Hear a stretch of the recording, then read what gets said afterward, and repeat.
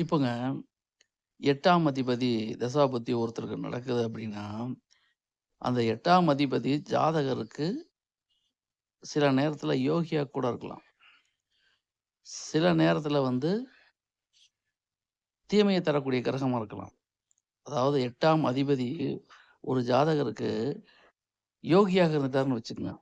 அப்போ அந்த தசாபுத்தி ஜாதகருக்கு நன்மையை தருமா? தீமையை தருமான்னு ஒரு கேள்வி. இப்ப யோகி எந்த காலத்திலுமே நன்மைய மட்டுமே தர கடன்பட்டவர். அதே சமயத்தில அந்த 8ஆம் அதிபதியே கர்ணநாதனாக ஆகிவிட்டால், அவரு என்ன பண்ணுவாரு? நன்மைய மட்டுமே தருவார். ஆக, உங்கள் ஜாதகத்தில் 8ஆம் இடத்தில் இருக்கக்கூடிய கிரகம் உங்களுக்கு யோகியாகவோ, அல்லது கர்ணநாதனாகவோ எந்த அளவுக்கு பாதிக்கப்பட்டு தசாபுத்தி நடந்தாலும், பெரிய அளவு பாதகத்தை தரமாட்டார். அப்படிங்கிறது நீங்க தெரிஞ்சுக்க வேண்டிய விஷயம். கர்ணநாதனும், யோகியும் ஜாதகருக்கு நன்மையை தருவார்கள்.